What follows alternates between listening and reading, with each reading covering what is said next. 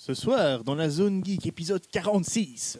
Dans un lieu spécial, Le Manga Zone à XL. Très bon établissement, si je ne me Pour puis me permettre. lire des mangas ou... ou s'allonger sur un fauteuil en jouant à des jeux vidéo.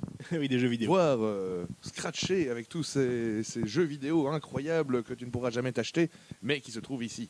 Mais on est là pourquoi surtout? Eh bien, nous sommes là pour parler de J.J. Abrams. Parce que... Je connais ce rire. Eh oui, parce que c'est lui qui va réaliser Star Wars épisode 7. Ouais. Sans Jabba, Vous Qui appelez c'est ça un Star Wars Qui sans c'est Jabba? sans notre ami là, celui qui a prononcé 2 phrases dans toute sa vie. Ouais, on s'en fout. Faut pas le Non. faire chier. Mais voilà, et donc nous allons un petit peu revoir les films réalisés par J.J. Abrams. Nous allons le voir en tant que réalisateur. Et son fameux livre de cuisine, les recettes secrètes de J.J. Abrams. Comment j'ai réussi ma vie en gobant des sushis par l'anus. Et nous allons aussi voir la chèvre qui lui sert de femme.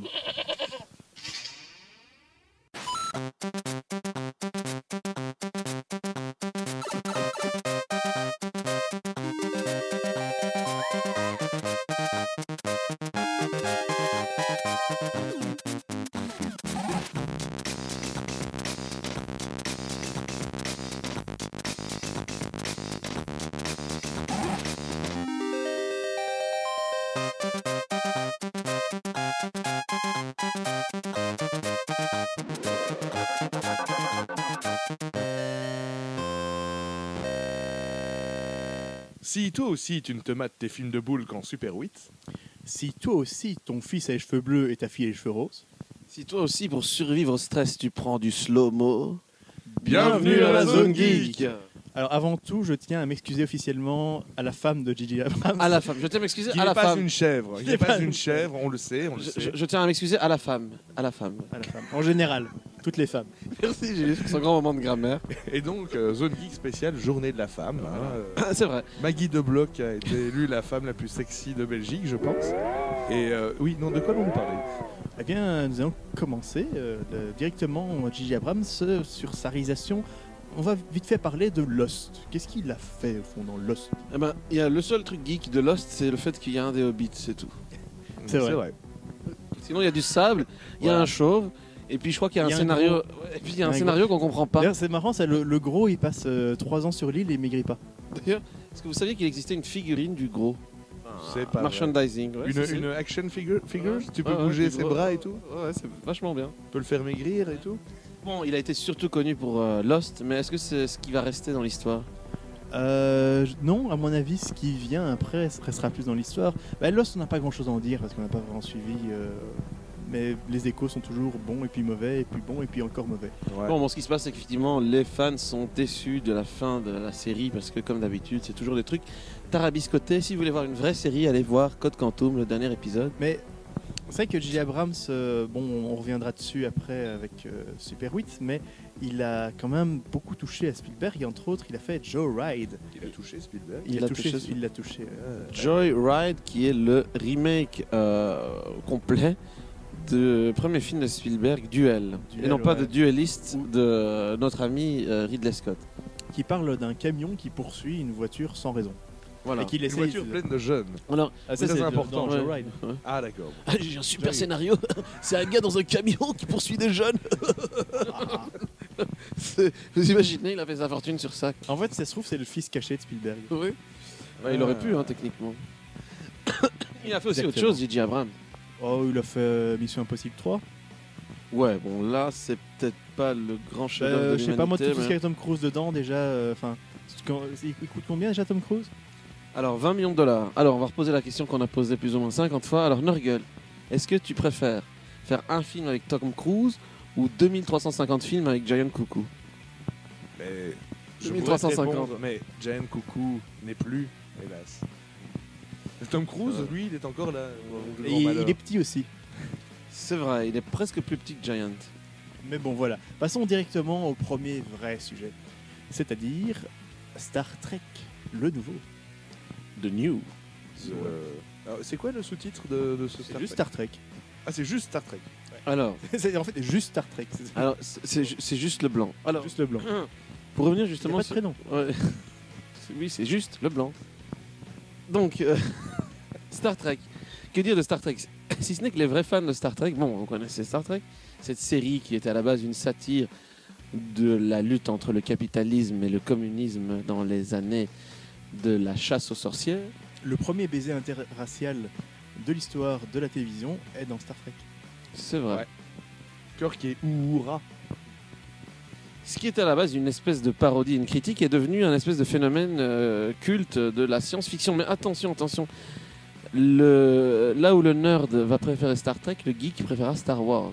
Oui, il y a un peu de ça. Enfin, ça dépend des gens, mais j'ai l'impression que globalement, Star Trek n'a pas marché en Europe comme ça a marché aux États-Unis. Oui, alors vous savez qu'il y a quand même un juge aux États-Unis qui a eu le droit d'aller travailler en costume de Star Trek. Ouais, j'ai vu Oui, ça. oui, oui. D'ailleurs, le jour où un juge acceptera d'aller tourner en costume de Conan le Barbare, ça sera quand même vachement plus cool. Ça sera pas mal, ouais. Nurgle, dans sa vie de tous les jours, va travailler en Conan le Barbare. Non. Il met un slip avec des poils. Je vais travailler habillé en Jabba. C'est-à-dire que je ne porte rien et j'ai des porteurs qui m'amènent sur mon lieu de travail. Et j'y vais en riant tous les matins. Et il y a aussi Gilus se met sur ton épaule en faisant... Oui, oui, il fait ça. Il fait ça aussi. Non. Il y a aussi le notaire qui va au travail déguisé en Krillin, d'ailleurs. C'est vrai. Non. Je ne le connaissais pas. Mais donc, le nouveau Star Wars, Non, le nouveau Star Trek. le Star Trek. Voilà, c'est Attention, là, tu vas embrouiller plus d'un. Oula, ouais, je vais faire chier mon monde. Alors, il faut savoir que le film n'a pas du tout plu aux fans de la série. Moi qui ne suis particulièrement pas un fan de la série Star Trek, j'ai adoré ce film. Voilà. De J.J. Abrams. Moi, j'ai trouvé bien. beaucoup de flair dans le sans plus. Mais oui, oh putain, qu'est-ce que c'est comme Flare Dance. Voilà, j'en ai pas vu autant depuis Totem Recall. Mais donc, moi, Je vais vous expliquer un peu ce que sont les flare lens. ce sont les reflets lumineux qu'on voit sur l'image, sur la caméra. Et Prenez un four micro-ondes, mettez-y un caniche enduit de merde, rajoutez de la vaseline, regardez à l'intérieur et prenez une photo. C'est un peu à Quand ça il que est ça bien ressemble. gonflé, piqué dedans avec une brochette. C'est ça, un allez flare voir, ça lens. va vous allez faire voir votre un putain de Flare film. Dance. Non, mais c'est un effet visuel que je trouve assez pathétique en fait. Ouais. Mais non, moi, en fait, ce qui m'a dérangé dans ce film, c'est que c'est censé s'adresser à un nouveau public. Or, si je ne savais pas le peu que je sais sur Star Trek, j'aurais rien compris parce que c'est vraiment. Moi, j'ai vraiment l'impression que c'était vraiment pour les fans. Bon, alerte spoiler maintenant. Maintenant. Attendez, à la fin, quand même, quand il y a quand même ce texte qui dit. Qui en fait, la genèse de Star Trek, c'est Space, the Ultimate, the Final Frontier. C'est quand même parfait, quoi. Ouais, non, mais j'ai trouvé que c'était un bon. En fait, je trouve que c'était un bon hommage à Star Trek. Un bon hommage. Un bon Un hommage. bon hommage. Un bon hommage moderne. Carton rouge sur toi et carton rouge sur moi. Voilà, je t'ai piégé, Nurgle. Ça fait des semaines que j'essaye que tu prennes un carton rouge. J'en ai marre de me faire jeter à chaque fois. C'est vrai, c'est vrai. Bien joué, bien joué. Donc- Finement joué. Tu es tombé dans mon vil piège. Mais Bon. donc, Le vil piège du racisme facile. je l'ai trouvé. Sur Star Trek en plus. Voilà, sur Star Ah, Trek. tu me dégoûtes. Je l'ai trouvé. Franchement, je l'ai trouvé pas mal, mais sans plus. Et je crois que si t'es pas un petit peu fan, si tu connais pas un petit peu Star Trek à la base, t'es vite perdu. Bon, alors, déjà, moi, je suis fan de tout ce qui tourne autour du voyage dans le temps.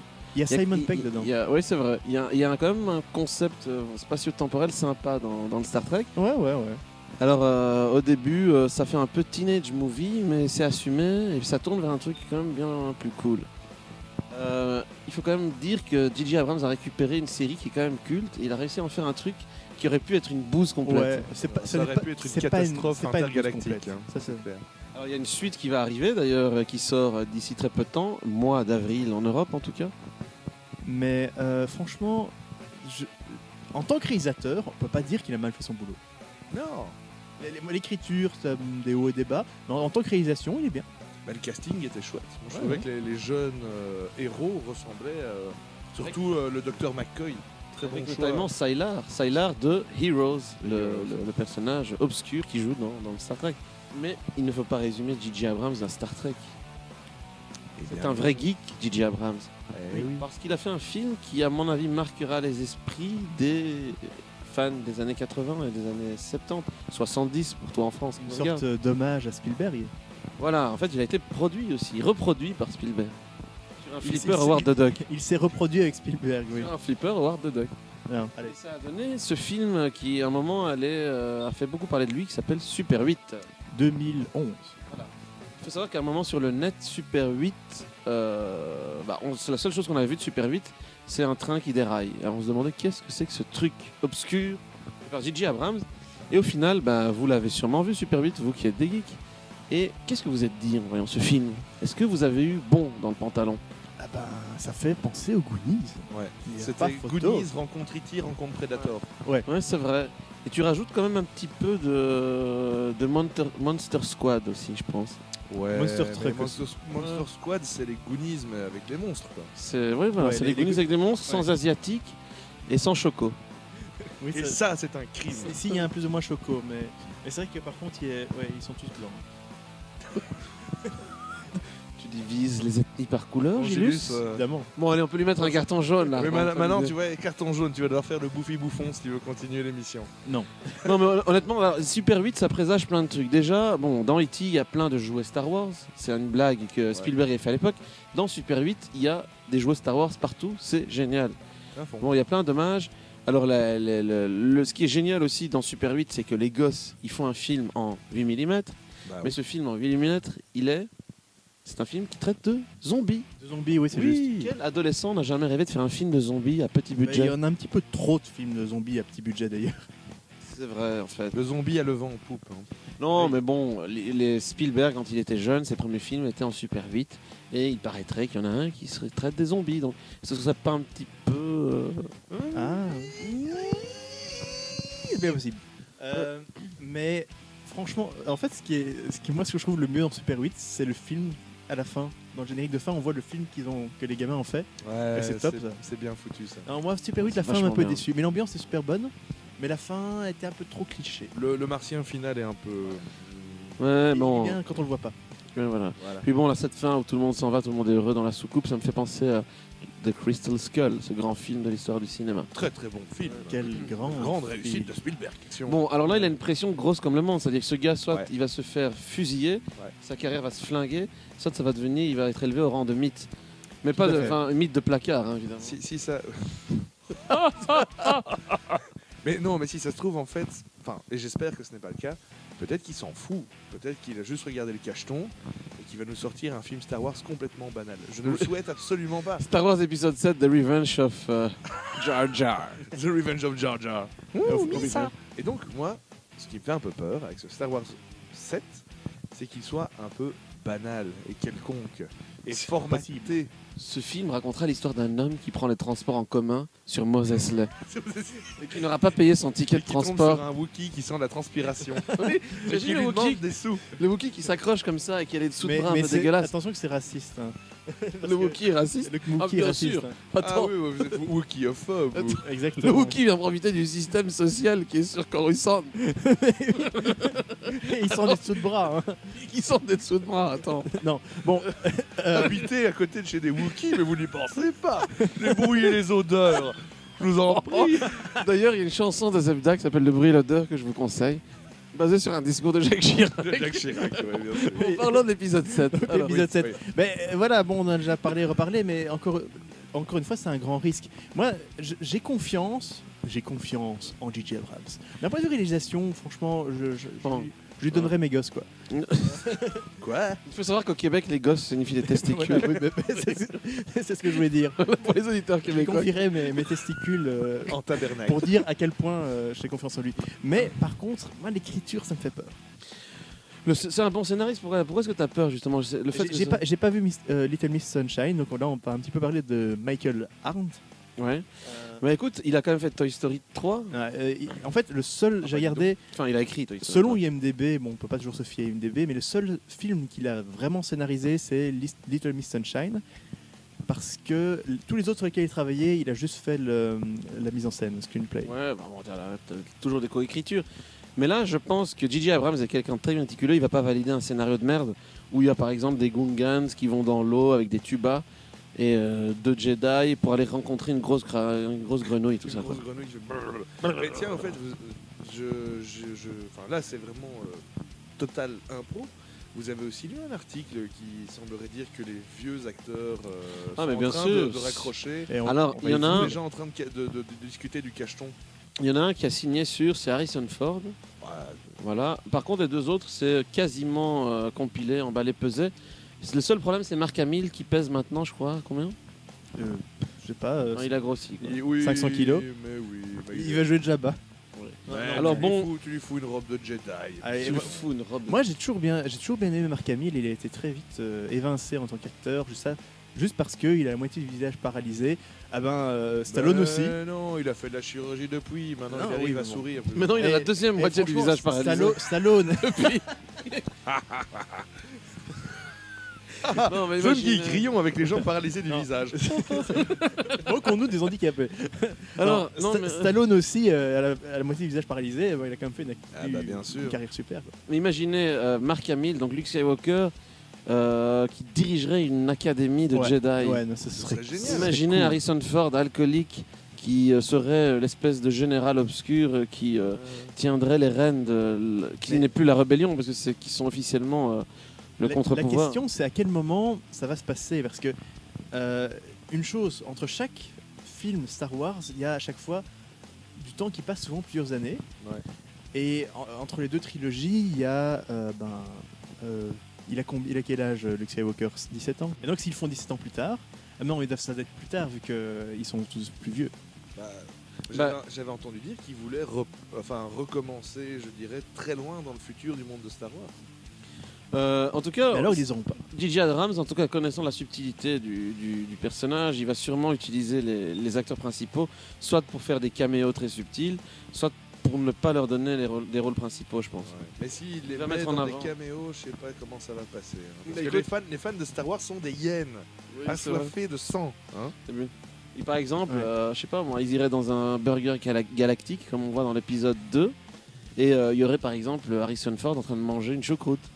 Et pendant ce temps-là, ils mettent Chewbacca dans un chenil galactique. Oui. Voilà. Avec Einstein. Avec Einstein. Qui gagnerait aux échecs. Bah, c'est toujours le Wookiee qui gagne. C'est toujours les Wookiees qui gagnent, oui, c'est clair. Épisode 8, 9 sont confirmés aussi. Là, Logique. Voilà, logique, mais la question est-ce qu'il va travailler dans la continuité ou est-ce que ça va vraiment être du H.M.N. À mon avis, il est sur la sellette. H.M.N. Il est sur la sellette et si jamais il réussit pas bien l'épisode 7, ils prennent quelqu'un d'autre pour le 8. Bah, à mon avis, probablement qu'ils prendront quelqu'un d'autre pour le 8. Tu Bah, vois qu'ils vont faire réaliser les 3 par le même? Bah, la nouvelle trilogie, c'était à chaque fois notre cher Georges, que l'on salue ici. Georges, si tu nous Salut écoutes. Georges, si tu nous Georges, écoutes. si tu nous regardes. Bon, vous imaginez qu'en ce moment, George Lucas est en train de déprimer dans son ranch en se disant putain, il y a un connard qui va réaliser un truc que j'ai créé. Dans le fond, quels sont les hobbies de George Lucas? Le flipper. Le flipper, il joue au golf ou un truc comme ça? Ouais. Non, il a un ranch. Des chevaux, des Ah, chevaux. il s'occupe Non, de mais ses contrairement à bébêtes. tout ce qu'on dit, c'est quelqu'un qui a beaucoup d'humour. Il a d'ailleurs donné pas mal de son corps pour le film Fanboys, dont on a parlé plusieurs fois. Et Howard the Duck. Voilà, Howard the Duck. Mais dans Fanboys, justement, la boucle est bouclée. Il y a cette fameuse bagarre entre les fans de Star Trek et les fans de Star Wars. Et mais dans Ouais. Fanboys, George Lucas n'apparaît pas. Non, il a refusé Il a donné d'apparaître. son aval, mais il aurait pu. Et il y a William Shatner, hein. Franchement, George Lucas, il aurait pu le faire. Ouais, mais écoute, ils pouvaient pas être tous les deux dans la même pièce, quoi. D'ailleurs, en parlant de William Shatner, il faut savoir qu'il lui a rendu hommage à George Lucas. Ouais, c'était. De manière anecdotique, toi qui n'as jamais vu cette vidéo, eh bien, je t'invite à aller la voir. Il lui chante une chanson pour l'ensemble de sa carrière. Enfin, si on peut dire que William Shatner chante, il parle en fait. Il dit des choses, quoi. Genre, oh yeah, I will do this right now. My acting is turning Shatner. Alors, c'est peut-être un nouvel âge d'or de la science-fiction avec l'arrivée de J.J. Abrams. Parce qu'il faut se dire que ces temps-ci, on a eu beaucoup de grosses merdes. Il y a C'est que vrai Dredd qui n'a pas été une grosse déception. Enfin, en fait. Ouais. Ben, moi, bon, hein, je sais que je suis pas l'unanimité, mais Prometheus, j'ai trouvé bien. J'ai pas trouvé génial. Ça fait longtemps qu'il n'y a plus un film génial de science-fiction. Attends que le final cut de Prometheus arrive. Peut-être. Tchoup, tchoup, tchoup, tchoup. Django. On parle de Oui. science-fiction. Oui, donc, Ah oui, ok. donc Ah. Nurgle, On va Nurgle cinéma en considère, général. voilà, c'est officiel, Nurgle considère Django comme un film de Attends, Ça science-fiction. se passe bien sur Tatooine, ce truc, non? Mais évidemment, quoi. Alors, nous pouvons donc parler du grand film de science-fiction Les Goonies aussi, et du Ok. grand film de science-fiction Indiana Jones et la dernière croisade. Mais oui, mais ils vont faire un remake de Django sur Tatooine, ce serait pas mal. Oui, c'est un peu ça. Avec des Wookiees. Non, avec. Attends, oui, voilà, avec un Wookie. Tu vois, des Wookiees en esclavage. Mais Est-ce que tu crois qu'il va remettre. Comment il s'appelle le petit qui vole, qui a un gros nez, qui aime bien l'argent The Republican Dataries. Ils feront pas l'affaire. Watu. Watu. The Republican, no, they won't work. The Republican Natalis, ce marchand au gros nez qui ne se laisse pousser la barbe. Mais vous savez qu'il a vraiment été accusé de faire des choses bizarres au niveau Pas nouveau. Oui, ethnicité. Oui, je vois. ethnicité et cochon volant. Quoi. Et cochon, ethnicité et cochon volant. Est-ce que peut-être finalement ce sera le chaînon qui va relier les fans de Star Trek et de Star Wars, ou au contraire créer une guerre civile qui sera encore plus trash que les Tortues Ninja quand elles sont dans leur... tu vois Il va édulcorer, je pense, la baston. Mais en tout cas, s'il arrive à faire Un crossover. T'imagines le film avec Star Trek et Star Wars. Mais attends, mais c'est de la pure hérésie. Mais s'il arrive à faire les deux, donc un Star Trek acceptable, je pense que tout le monde trouve que le nouveau Star Trek est plus ou moins acceptable. Ça dépend Et qui. surtout, en ce qui nous concerne, nous les puristes, un Star Wars digne de ce nom, alors ce mec, vraiment, est un dieu. Vous voulez que je vous fasse le spoil de l'univers? Voilà, c'est officiel, c'est mondial. Star Trek est en fait le futur de Star Wars. Voilà. Bah, en théorie, oui, vu que ça se passe il y a longtemps Star Wars, et puis Star Trek, ça se passe dans longtemps. C'est pas impossible, en fait. Quelqu'un a-t-il compris ce que Gilus a dit? T'as compris? Non. C'est bien, parce que pour faire la voix de Darth Maul, tu fais la voix d'un vieux gremlin asthmatique. C'est pas mal. Non. Mais bon. Alors, je vais vous poser une question. Dans le nouveau Star Wars, quel personnage vous voulez voir en plus des trois qui auront Ah bah attends, Lando Calrissian sur une chaise roulante, j'adorerais quoi. Et Lando, ouais. Non, mais lui aussi. L'acteur est encore vivant. Lui aussi, Il est vivant. mais lui aussi, Ah, il y a une rumeur qui va faire ça. Et- Une rumeur qui dit qui va être aime bien dedans. les... Non. Il va faire la Black Exploitation. Moi, celui que je veux absolument Black revoir, Dynamite. c'est le copilote de Lando Calrissian, celui qui a une tête de souris qui fait. Et Voilà, si ouais. on pouvait avoir l'amiral Akbar qui fait It's a trap, ce serait parfait. Ouais, voilà. L'amiral ça marche. Akbar avec une canne. It's a trap. Voilà. Mais non, mais c'est vrai que c'est quand même une drôle de fusion, le même réalisateur pour Star Trek et pour Star Wars. Tu aurais dit ça il y a 30 ans, les gens auraient chié leurs organes, quoi. Ça en dit long sur l'état de délabrement du cinéma de science-fiction. Moi, je suis désolé. C'est surtout ça que je vois. L'état de délabrement. Exactement. Le vaisseau est tout craquelé, la coque est pétée, l'oxygène fouille. Mais l'espoir arrive peut-être sous la forme d'un Star Wars numéro 7 qui serait bon, qui mettrait tout le monde d'accord. Hein, je vois, t'as tes petits yeux qui brillent là. Alors oui, J.J. Abrams va aussi faire Retour vers le futur 4. Il va aussi faire les Goonies 2. Goonies 2. Et qu'est-ce qu'il va faire Gremlins d'autre 3. Oui, on m'a dit qu'il faisait Gremlins 3. On m'a aussi dit que c'est lui qui ferait SOS Fantôme 3 aussi. Voilà, SOS Phantom 3.5. Hein. Mais Indiana Jones 5, Howard the Duck 2 aussi, Willow 2, Son of Oui, the mais- Tortue Ninja. Sons of the... Non, ça c'est Michael Bay qui va déjà faire ça. Oh, putain, Ah, ça va être laid. Nous Ça, en ça va parlerons être laid. bientôt, mais ça va être laid. Ça Ouais, va être ouais. laid. Mais je crois qu'on va pouvoir un petit peu conclure là-dessus. Bien, Nurgle, as-tu une dernière chose à dire à Gigi qui te regarde maintenant? Je dirais juste, Gigi, sois courageux, écoute ton cœur et pas trop Disney. Hein, et tu nous fais un bon film. Moi, je veux juste dire, Gigi, si tu réussis, tu seras couvert d'or. Si tu rates, on va t'étriper, mon mec. On va te retrouver, on va te pécho. Et on sait où t'habites. Moi j'ai juste une chose à dire, je vais chanter en fait.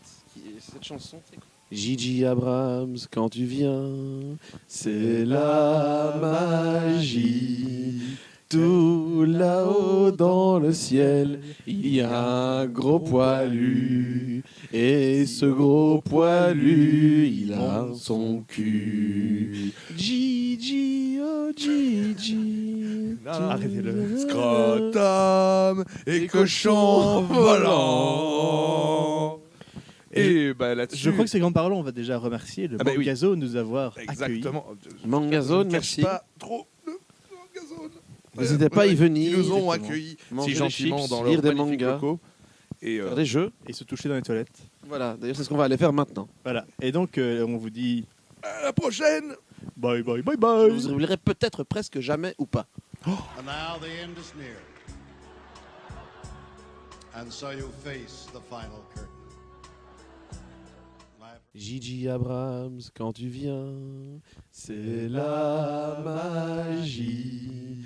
Tout là-haut dans le ciel, il y a un gros poilu. Et ce gros poilu, il a son cul. Gigi, oh Gigi. Arrêtez-le.